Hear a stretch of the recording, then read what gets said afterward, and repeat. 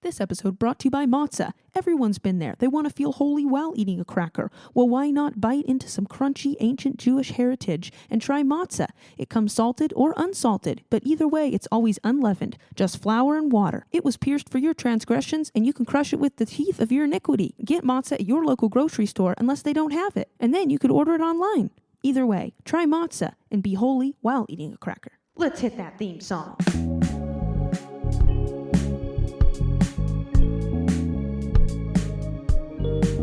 Oh, nice. We're going for, existential vibes. Hannah the human.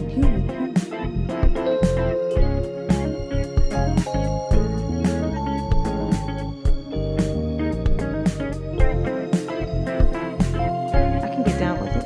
Get down with it. Get down with it.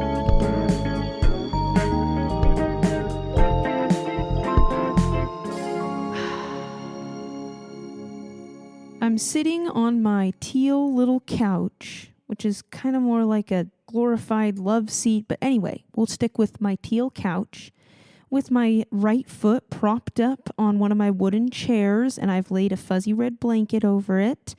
And then on my right foot is a bag of organic peas, carrots, and corn from, you guessed it, Kirkland brand Costco. We love Costco. Not only can it feed your stomach, but it can ice your foot. So that's what I'm doing today. And I'm obviously holding a microphone and talking into it. And I'm going to be talking about really some fun stuff. But before I do that, I just want to let you all know, because you've been worrying sick. I know it. I know you've been wondering, how has Hannah been doing with all of the sickness and everything coming her way, aka poison ivy? I'm fine, folks. I went to the doctor. I know I don't really like Western medicine. And this is why. I'm going to give you a quick rundown, okay? When I was a child, as you know, I had a younger brother and he had a terminal illness. And I was watching all this happen as a 6 or 7 year old. And I saw that the doctors couldn't help him, which I knew. But then I saw the hospice come in when he was like 4, I think. And then my parents told me, yeah, the hospice, we're not going to go that route. And they simplified it. Basically, what I got from what had happened is that the hospice had said, hey, we can help him die sooner. And that just didn't sit right in my little brain. And again, this is what my parents were telling me. So I don't know exactly what the hospice actually said, but I formulated an opinion in my 6-year-old brain that the doctors couldn't help him, which I understood. It was a terminal illness. However, they didn't just say they couldn't help him. They also were going to give him something to help him die quicker. And that just left a bad taste in my mouth. And I thought, what was up with these doctors? And then my parents, kind of, they raised me with this mentality of you don't go to the doctor unless you break a bone, which I didn't break any. So I really never went to the doctor. And we went to the dentist once every 5 years or something. And so that's why I have this opinion that the Western medicine that we have today is a bunch of waste of money. And it was further confirmed by all the times I've tried out the doctor and been like, you know what?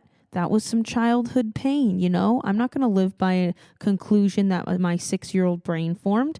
I'm going to go to the doctor. But all the times that I've gone to the doctor, except the one time where I crimped my finger and it was bleeding, and we went to the emergency room and they helped wrap it up and they took some x-rays and confirmed that it wasn't broken. Besides for that time, which confirmed, again, my parents' opinion, if you have a traumatic event like break a bone or something, then the doctor's handy. Otherwise, it's not.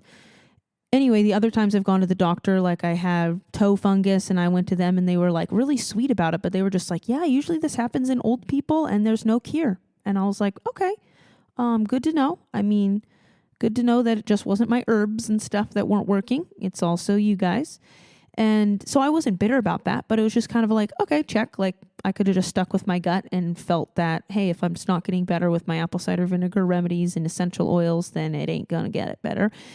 And then I've gone to the doctor another time when I thought I had a UTI, because it was just uncomfortable. I felt like something was off. And so I was going to pay all this money. It was going to cost me over $200 to get this test. And literally the lady was like, yep, we did the test. You don't have a UTI. Just eat yogurt. I'm like, I'm already doing that. You're going to charge me $200 just to tell me that I don't have a UTI. But then somehow, like, thanks to the California government healthcare system, they were like, oh yeah, you actually don't have to pay. I was like, phew, because I don't need to pay $200 to have a medical professional tell me to eat yogurt. And that one I was a bit more upset about because I knew there was something wrong. Like, I was like, no, I'm feeling irritation and okay, maybe I don't have a UTI, but there's something off. And I was like, could it be anything else? And I was asking her questions, and yeah, I didn't really get any answers. So that one felt upsetting.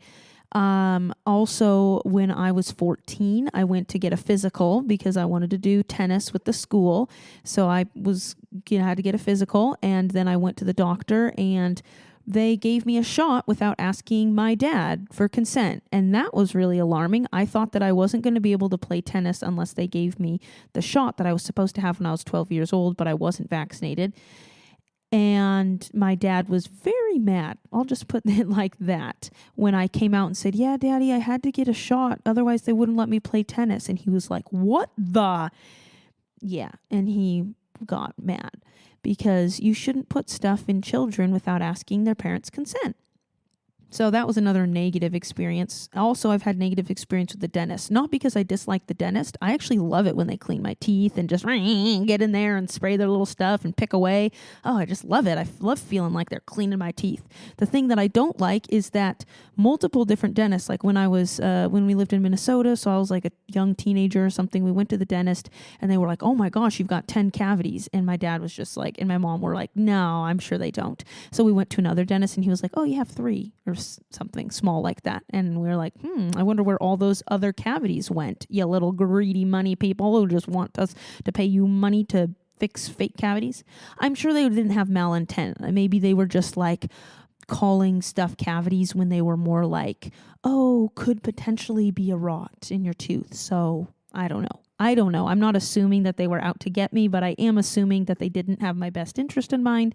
Otherwise, they wouldn't have told me that I needed to come back 4 different times to get 10 cavities filled when we went to another dentist, and he gave me 2 fillings and was like, you're good. Also, when I got my wisdom teeth out back in 2020, I went down to Mexico because, again, I was fed up with the dental care system because I went to the dentist, because it had been like 6 years or something. I was an adult by now. And I was like, I better go to the dentist. And I went to check up and they said that I had 7 cavities or 8. And they were like, it's going to be, $800 a cavity to fill them. And I'm just like, that is too much money. And they also said I should get my wisdom teeth removed. And my wisdom teeth were kind of bothering me. Like, they felt sensitive in the back of my mouth. I could just tell they were starting to cause issues. And so I researched and I heard from somebody who went down to this really great place in Mexico right across the border. It's like a natural kind of health, and you save money, and they have a hotel right above. The dentist office is in the same building as this hotel, and so it's really convenient. You just fly down, a car comes, picks you up, and all this stuff. So I go down to Mexico, and I end up saving literally thousands of dollars.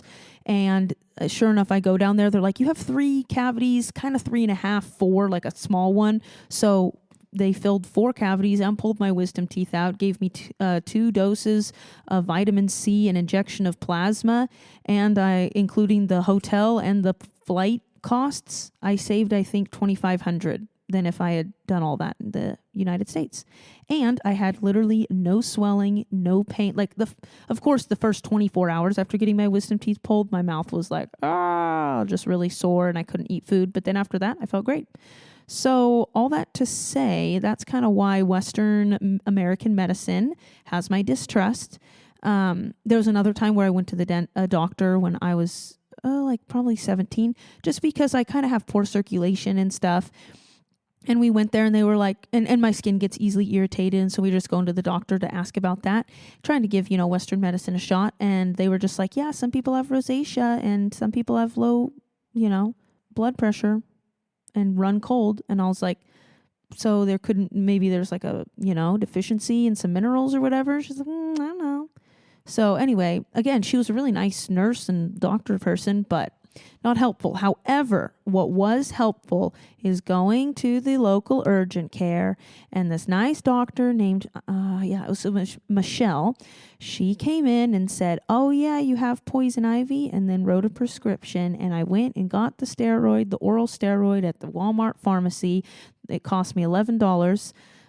Sadly, the visit with Michelle cost me $170, but that's the price I pay when I don't have insurance because I don't believe in Western medicine. Anyway, all this to say, the steroids are definitely helping. The poison ivy is going away, even though I wish I didn't have to spend $180 on me being dumb by going in the woods and not washing afterwards. I am very grateful for the oral steroids and the Western medical system that could give me this instead of suffering for potentially a month with poison ivy all over my body, as I'm also trying to recover from my right foot getting sprained, which is also going well. I'm icing it, not because it's in pain, but just to continue. It feels a little sore because I was working this morning, and so I just want to continue making it get better really fast because I've been missing going on jogs and exercising, which I can't do when my right foot is really sore. So I am super looking forward to that, and I feel like I'm rambling at this point, so that's the end of my life update.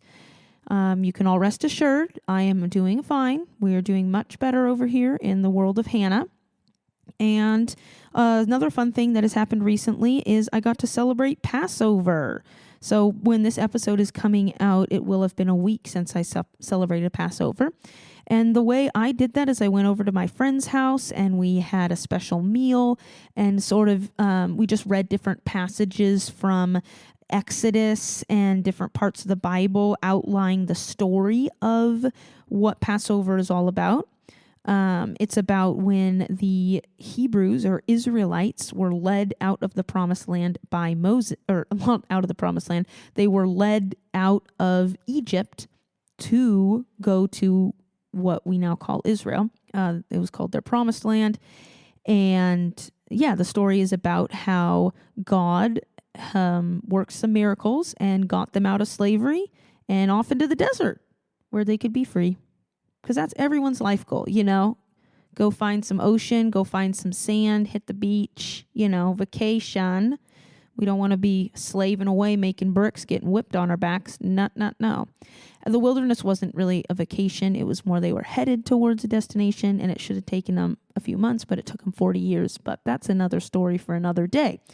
The story of Passover is just about how the people of Israel were really became the people of Israel, So that was really fun. We read that. And then there's a thing called a Seder, which is some Hebrew word that means something. And basically what a Seder is people have made traditions of things to do during the Passover meal.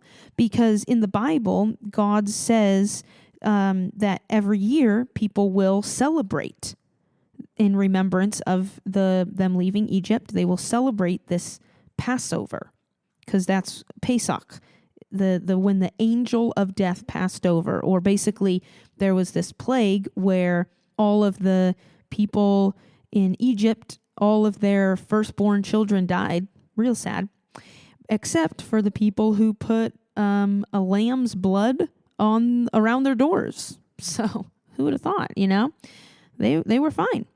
And those people who knew to do that were the people of Israel, the Hebrews, as they were called, because Moses heard from God that would save him, and then he told him to do that, and then it worked, and the Pharaoh, the king of Egypt, was like, wow, you people are crazy, you're causing my kids to die, so get out. And then they were free. But what is the Seder? The Seder is this special meal that now there's certain traditions in place to remember all this stuff. Because all that it says in the Bible to do is it says, this is Exodus 12, starting in verse 14. This is a day you are to commemorate for the generations to come. You shall celebrate it as a feast to God, a lasting ordinance. For 7 days you are to eat bread made without yeast. On the first day, remove all the yeast from your houses, for whoever eats anything with yeast in it from the first day through the seventh must be cut off from Israel. On the first day, hold a sacred assembly, a gathering, and another one on the seventh day. Do no work at all in these days except to prepare food for everyone to eat. That is all you may do. Celebrate the Feast of Unleavened Bread, because it was on this very day that I brought your divisions, your troops out of Egypt. Celebrate this day as a lasting ordinance for the generations to come. In the first month you are to eat bread made without yeast from the evening of the 14th day until the evening of the 21st day. For 7 days, no yeast in your houses. And whoever eats anything with yeast, you guessed it, cut off from Israel, whether he is native born or an alien. Eat nothing made with yeast. So that's the commandment, And there's some more details and stuff about how to kill the lamb and all these sacrifices, and it's laid out in other parts of the Bible. But it's really a pretty simple commandment, but then people make a lot of traditions around it in order to remember it. And a lot of the traditions have great meaning, as in the Seder meal, which has special things like you eat herbs dipped in salt water to remember how it was bitter for the Israelites to be in slavery. The salt water represents their tears, and the bitter herbs represent the hard work and how hard it was. And there's 4 different glasses of wine that you drink during it to commemorate different aspects. One of them, I forget the names of them now, but there's like one for deliverance and redemption and something. And the last one is praise. I forget the first one. Oh, sanctification. Yes, that's what it was. Sanctification, then redemption, then deliverance, and then praise. So it's kind of to remember all those different aspects in the story where first God said, hey, people of Israel, you're special. I'm going to get you out. He sanctified them. He set them apart, made them different and special. And then he redeemed them by causing all these plagues and stuff to happen and to get them out of the land. And he redeemed also because they did this sacrifice with the lamb and whatever. So then their kids didn't die. Whoop-de-woo. And then deliverance is obviously when they got to leave Egypt. And then praise to remember how they are grateful to God for all this. There's different traditions like that help us remember all this stuff for those who like to do Seder meals. So there's a lot of cool meaning behind them, but I really liked this year because it wasn't super, there weren't a ton of these traditions or stuff. It was more simple and more fun focused, and we read through all the different plagues, and it was fun because there was quite a few kids at the table, and so we got to do some fun activities like try to throw little rubber frogs into the bowl that we dyed red to represent the Nile all red and bloody, because that was one of the plagues. Crazy. The river turned to blood, and then there were tons of frogs, and then so we had fun trying to shoot the little frogs into the bowl of red water. And different fun things like that. There's a one where, there's a bunch of flies. This is one of the plagues. And so we all ate like little candies and said they were flies. They tasted really good. So we did fun things like that. And then at the end, I really liked this special aspect. I hadn't ever experienced this. I don't quite know where these friends of mine came up with this tradition. Maybe they made it up. Maybe they got it from somewhere. But they took different yeast and stuff they had in their house, and we all got little handfuls of it, and they made a big bonfire outside, and we got to throw the yeast on the fire. And when we were doing that, we could think of something that we wanted to, burn up, get rid of in our life, some aspect that we feel like is holding us down. So for me, I have been noticing how much I find security in perfectionism. I never used to think I was a perfectionist because I'm a really big picture person. I'm not in the details. It's okay if I'm sloppy. I do procrastinate on things, but not because I want to get it just right. It's more just because I like to procrastinate. I like to, distract myself with doing a bunch of other stuff, and then I don't feel the urgency to do stuff until it's super, super urgent. So I never would have defined myself as perfectionistic, but then with me getting hit with all this different like physical stuff where I feel sick and incapable, and then I'm moving and need to save money and all this stuff going on, I'm just realizing how much security I find in everything working perfectly. So that was the thing that I thought of when I threw the yeast onto the fire that I want to burn up and let go. So that was a really fun moment. It was just super simple, but for me, it meant a lot. And I liked that. So that was really fun. Got to celebrate Passover. Then for a week, we're now eating no leaven, which I forgot. And so I ate a Cheddar Bay biscuit at work. Oh, and I just thought, isn't this great? I'm letting go of perfectionism. because I even failed on this little aspect. How hard is it not to eat leaven? Like all I usually eat leaven in is my bread. Like I eat a lot of rice and tortillas, which don't have leaven, and chips and whatever. So that was kind of funny. I just found that comical, that the thing I want to give up is perfectionism. And then I got an opportunity to really let go of perfectionism by acknowledging, oh shoot, I just ate a Cheddar Bay biscuit, which definitely had leavening in it because it was nice and fluffy. And then it was fun because the day after Passover, then we got together and had brunch with some other friends and just kind of read over the Bible story again and got to talk, and I got to just hang out and do the whole not work thing, And then a week later, we'll get together again and do no work kind of hangout brunch. So that'll be fun. But yeah, all this to say, I really enjoyed Passover, and I just really wanted to share with you all what that means, what Passover is, and some things that stood out to me from doing this little biblical thing.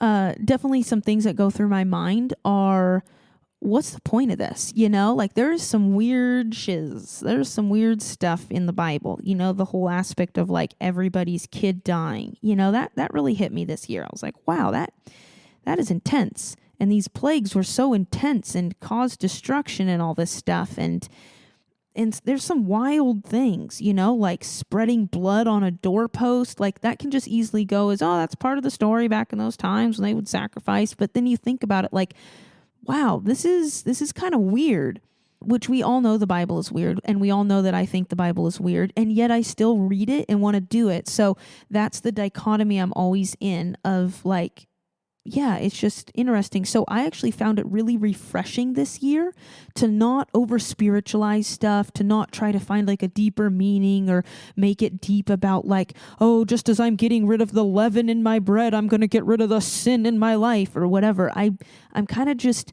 focusing on doing the actions and not trying to have this deeper meaning and transcendent spiritual experience and, oh, the Lord's delivering me. This is a great season of his feast. Hallelujah.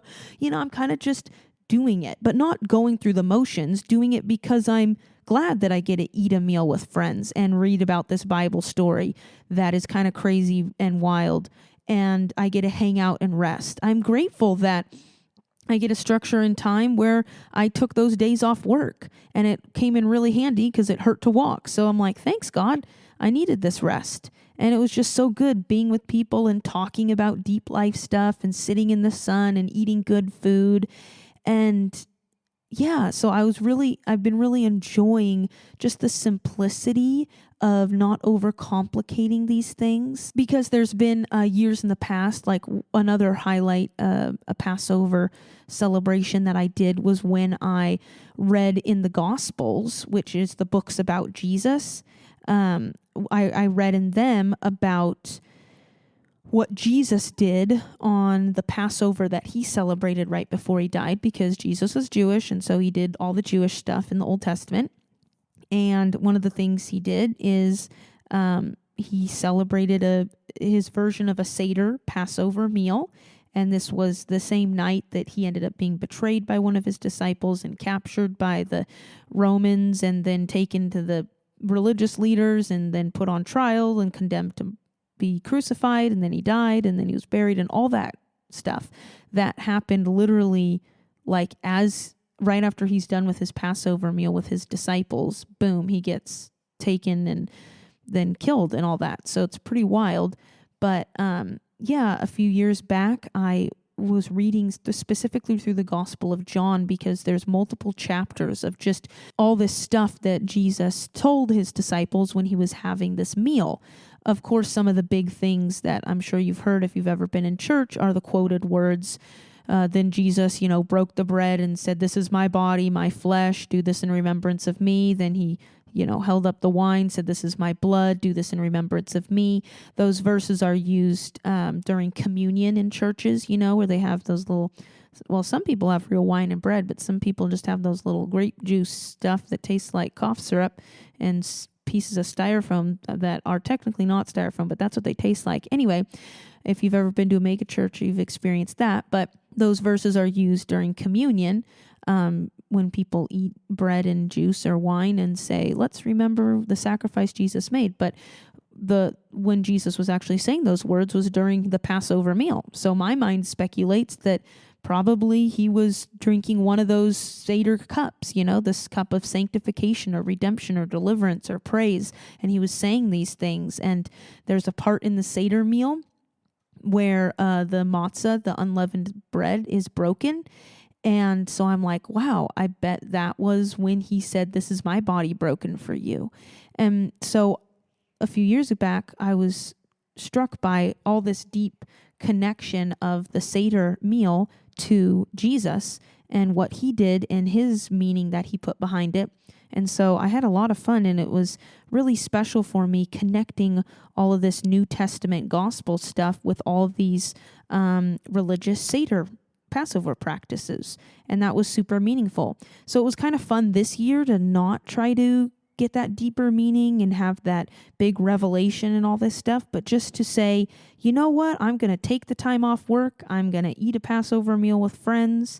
I'm going to do this thing and keep it simple. And it was fun because we also watched the movie, what's it called? Something about like Gods and Men of Egypt or something. It's not exactly like the story laid out in the Bible. It's more like uses those points and tells its own story, sort of. But a lot of the points in that movie are very parallel to the story of the Bible. So it's super cool that way, how it kind of makes you enter in more to how it must have felt at that time and sort of makes this crazy Bible story seem a little bit more real. And one of the things that stood out to me when I was watching that movie with my friends is that God in that movie was a boy. Like, it was acted as a boy who talked to Moses at this weird burning bush experience and through all these plagues and whatever. And I just thought, that's so cool. And it inspired me. I have different ideas of taking Bible stories and turning them into movies and taking creative license. And so it was really cool to watch that movie and see how they, added their little creative interpretation to that to kind of give you a different experience. Because I know when I always think of God talking to Moses out of the burning bush or telling Pharaoh, "Let my people go," I picture this big booming voice, Morgan Freeman or something. So that was fun that it was, they made God be portrayed as a boy. Yeah, because it makes you just think outside of the box and just kind of shakes up how you think God is and makes you question, like, wow, wait, what is God saying to me? Who is God and all this stuff. But what I was saying and telling about this movie is that it was just cool to watch a movie that tells this story of these people who are slaves in an ancient country, get out of being slaves because of all this crazy stuff happening, and then they, enter into freedom. And yeah, it was just really fun watching that story because, again, it just emphasized how I'm using this time to remember an ancient story and not try to make it all big or deep, but just remember the story. And as we were reading the story of this Pharaoh guy who will not let these people go, even when his nation is being filled with frogs, filled with locusts, full of hail, his crops are destroyed, his rivers are spoiled, his animals are dead, the fish are rotting in the water because it turned to blood, and all this crazy stuff. And it was hitting me that this must have been terrible for the Egyptians. Like, their land is made waste. It doesn't exactly say how long these plagues went on for, but some people speculate about a year. I mean, imagine that, a year of everything being destroyed in your country. But this Pharaoh guy is still like, nope, Moses, you can't let your people go. Nope, I'm just going to make their work harder and make them make more bricks, and I'm going to enslave them more, and you're not getting out. And it made me think, wow, how does somebody get to a point where they say they're a leader, but then they don't prioritize the people they're leading. They're just prioritizing their personal agenda because Pharaoh finally let the people go when his own son died. And I thought, how does somebody get to that point? And it just made me think about kingdoms and governments and power. And I mean, there's a lot of stuff going on right now in Israel and Palestine and all that area, with war. It's hard to decipher because I think we all want to figure out who's on the right side, And it's easy to read these Bible stories and say, yep, Pharaoh is on the wrong side because he's the bad character. But then real life happens, and it seems a lot more messy in real life. That you can't just put one person in the good camp and one person in the bad camp. It's kind of like they're everywhere. There's a little of the bad in everybody and the good in everybody, and one person's left foot is in the bad camp, but the right foot's in the good camp, and you're just like, how do you decipher all these? Like with Israel and Palestine right now. Israel got a side for them fighting Palestine. Palestine's got a side for them fighting Israel, like the war with Russia and, is that Uganda? No, that's an African country. Ukraine, Russia and Ukraine, okay, is it this big bad country invading Ukraine? Or is it, our military power supporting this country, Ukraine, that really wants to stop fighting? You hear different sides of the story. So I was just thinking about all that as we were reading this story about Pharaoh and this powerful king of Egypt at that time. And it just made me think about how we can use religion as a weapon, more even as a defense, to defend our side. I think this is why I'm so drawn to who Jesus is, because Jesus doesn't say, hey, quit being religious. Hey, you should all stop being Jews and just, lose, I don't care about the Bible. I don't care about your traditions. He doesn't actually say that. There's actually verses in the Bible where he says, hey, you can keep doing all your little practices, just don't forget mercy and justice and love. So he isn't condemning religion, but he's condemning the weaponization of it. He's condemning the hypocrisy of it. It's easy to think, oh yeah, I'm in the clear. I'm not a big mean government or a Pharaoh, check. But then I think about my own life. How often do I justify making somebody else wrong and me right? I'm just being Pharaoh, but in a little way. And specifically around religion and trying to be righteous and good, we want to assign different groups of people or even ourselves or people we know into certain camps. Oh, they're the righteous or they're the evil camp, It seems like a good way to clarify things. But then you read the story of Pharaoh, and him putting himself in the good camp caused the destruction of his nation and a lot of pain and suffering. Imagine if he had just said, you know what? I'm going to hear your side of the story, Moses. Okay, I'll let these people go. I'll let you guys be a free nation. That would have taken humility, which clearly the Pharaoh guy didn't have. And it would have been hard in its own way. But I think that heart posture of humility and kindness is what we need now. Like, I don't have the answers for big world problems, but one thing I know for sure, pride ain't gonna help. Judgment ain't gonna work. War has not brought peace. Like, I get it that people have to fight to protect freedom and all this stuff, and it gets messy, and you can't, even with me, dealing with poison ivy and my hurt foot, and just realizing there's a point where you have to give up striving. You have to give up being right and strong and just embrace when things are hurting and painful, like with Israel and Palestine. I don't know the details. I don't live there. I've listened to some podcasts and heard different opinions and, that kind of thing. But I'm like, one thing I'm clear about, division ain't gonna work. Love, kindness, humility, gentleness, patience, that might be able to start shifting something. Bombs, I don't know. I mean, I don't know that fighting works. I don't know that the goal is to be justified. Because I think about the story of Jesus and his experience of Passover. He let people capture him. He let himself be nailed to a cross and die. And even after he rose again and was like, well, bam! Now do you get the point? I'm the resurrection and the life. Death couldn't stop me.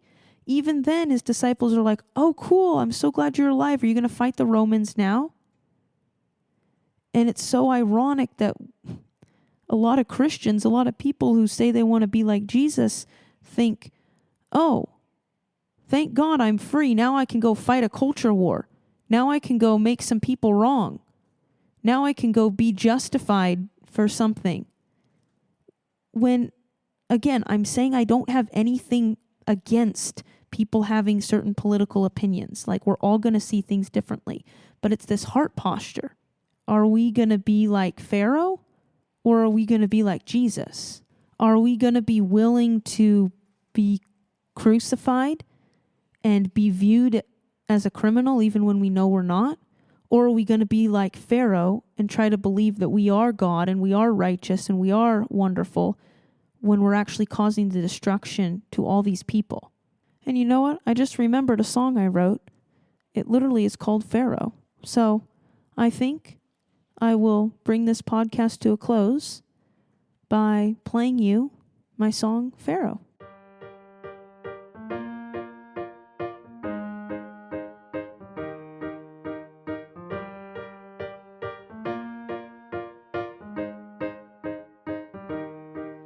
Too often we're Nathans. We got a story in our heart that'll make you hurt, and we'll tell you the whole truth. And once we've proved that it's sin, we'll leave you hanging. But we keep it locked up inside. Still the poison kills, though it's in our minds.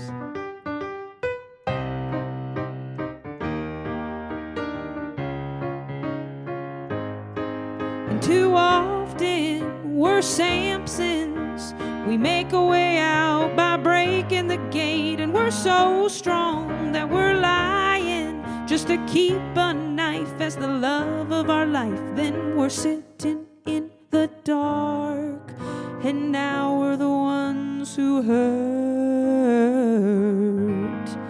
Pharaoh, let me go, a heart and soul, it ain't worth a miracle.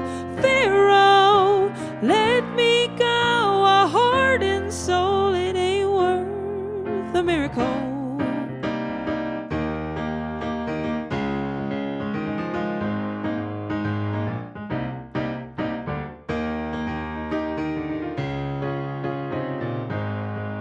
And I'm holding on to my addiction till it turns to blood. That's enough, come breaking me.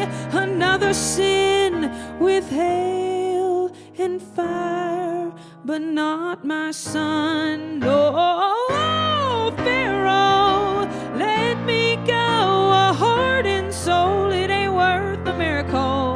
Pharaoh, let me go, a heart and soul, it ain't worth a miracle.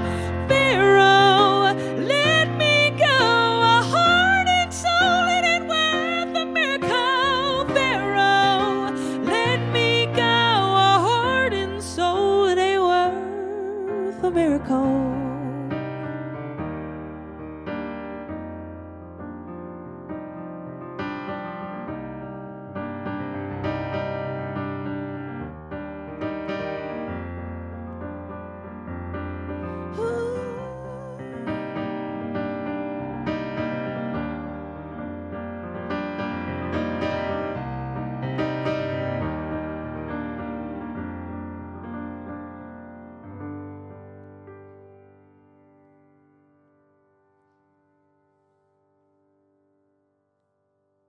Peace out.